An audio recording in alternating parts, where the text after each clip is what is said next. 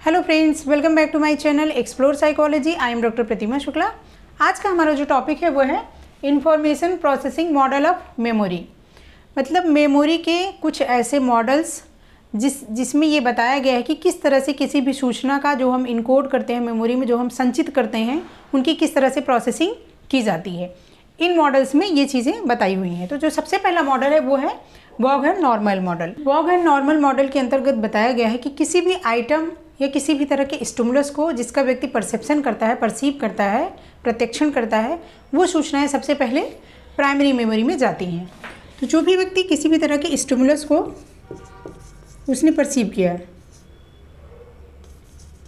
किसी भी स्टिमुलस को व्यक्ति ने परसीव किया, तो वो सबसे पहले इन्फॉर्मेशन जो होगी वो प्राइमरी मेमोरी में जाएगी। प्राइमरी मेमोरी अर्थात शॉर्ट टर्म मेमोरी। ये सूचनाएं सबसे पहले प्राइमरी मेमोरी में जाएंगी। अब जो सूचनाएं प्राइमरी मेमोरी में गई हैं, अगर इसका व्यक्ति रिहर्सल करता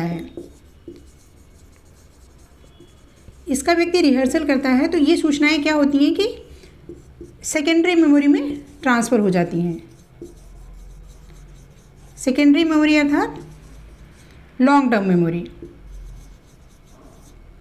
वो सूचनाएं लॉन्ग टर्म मेमोरी में ट्रांसफ़र हो जाएंगी। अगर व्यक्ति इन सूचनाओं का यहाँ पे रिहर्सल नहीं करेगा,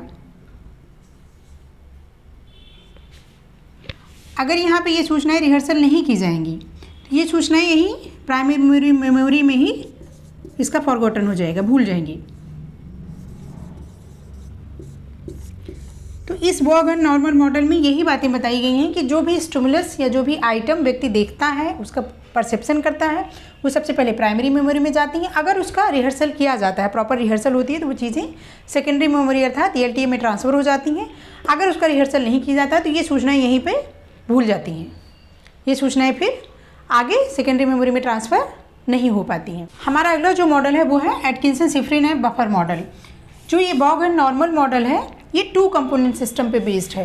मतलब प्राइमरी मेमोरी और सेकेंडरी मेमोरी 2 कंपोनेंट मॉडल है। लेकिन जो एटकिंसन और शिफ्रिन मॉडल है ये 3 कंपोनेंट मॉडल है।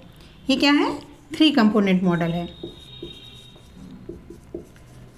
अब ये 3 कंपोनेंट मॉडल है तो इसमें 3 चीज़ें बताई गई हैं कि सबसे पहले जो हम किसी भी तरह की इंफॉर्मेशन को गेन करते हैं, तो वो सब जो स्टिमुलस होता है, जो हमारा स्टिमुलस होता है, ये सबसे पहले सेंसरी मेमोरी में जाता है। ये स्टिमुलस कहाँ जाता है? सेंसरी मेमोरी में जाता है। सेंसरी मेमोरी जिसे कि सेंसरी रजिस्टर भी कहा जाता है। ये सबसे पहले सूचनाएं जो होती हैं वो सेंसरी मेमोरी में जाती हैं। अगर यहाँ पे व्यक्ति इसको सेलेक्टिव अटेंशन पे करता है, उस पर ध्यान देता है, मतलब अटेंशन देता है उसको, अगर सेलेक्टिव अटेंशन पे किया जाता है, तो ये जो सूचनाएं जो हमने यहाँ पे ग्रहण की थी, जो हमने परसीव की थी चीज़ों को, सेलेक्टिव अटेंशन अगर मिलता है तो वो सूचनाएं शॉर्ट टर्म मेमोरी में ट्रांसफ़र हो जाती हैं। ये सूचनाएं शॉर्ट टर्म मेमोरी में ट्रांसफ़र हो जाती हैं। अगर व्यक्ति इनको सेलेक्टिव अटेंशन अगर पे किया तो वो शॉर्ट टर्म मेमोरी में चीज़ें चली गई। अब शॉर्ट टर्म मेमोरी में जो भी इंफॉर्मेशन है, अगर व्यक्ति यहाँ पे इन चीज़ों का एलेबोरेटिव रिहर्सल करता है, एलेबोरेटिव रिहर्सल करता है अगर, तब वो जो भी सूचना होगी वो सूचना लॉन्ग टर्म मेमोरी में ट्रांसफ़र हो जाएगी। वो चीज़ें लॉन्ग टर्म मेमोरी में चली जाएंगी।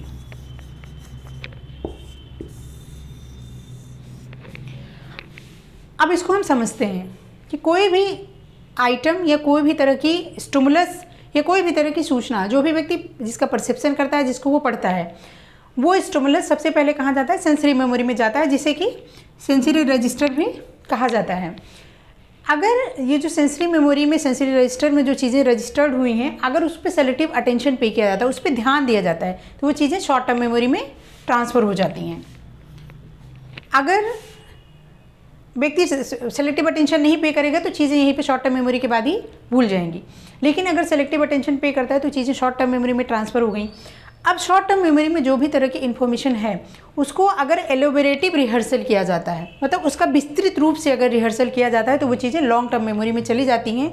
और जब एलोबरेटिव रिहर्सल के बाद सूचनाएं लॉन्ग टर्म मेमोरी में जाती हैं तो वो ज़्यादा परमानेंट होती हैं। वो लॉन्ग टर्म मेमोरी में तो जाती ही जाती हैं, लंबे समय तक रहती हैं और वो ज़्यादा परमानेंट नेचर की हो जाती हैं। अब ये जो यहाँ पे हमने केवल रिहर्सल वर्ड कहा था कि उसका अभ्यास करते हैं बार बार, लेकिन हमने यहाँ पे एलोबरेटिव रिहर्सल की बात कही।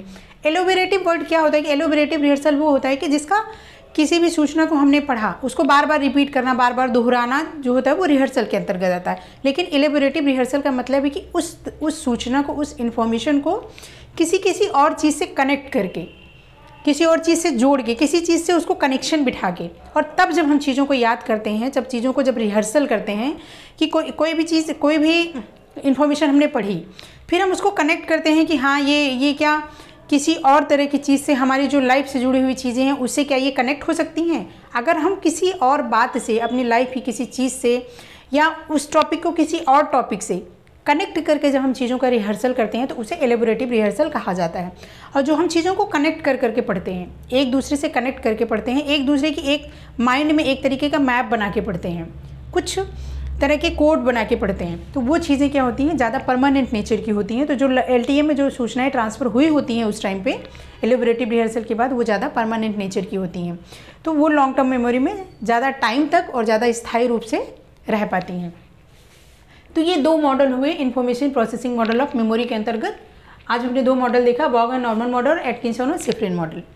अब आगे के जो कुछ मॉडल हैं वो हम नेक्स्ट वीडियो में कवर करेंगे। तो आज के लिए बस इतना ही। अगर आपको हमारी वीडियो पसंद आ रही हो, ये इन्फॉर्मेशन आपको यूजफुल लग रही हो, तो हमारी वीडियो को लाइक, शेयर और सब्सक्राइब करें। Thank you.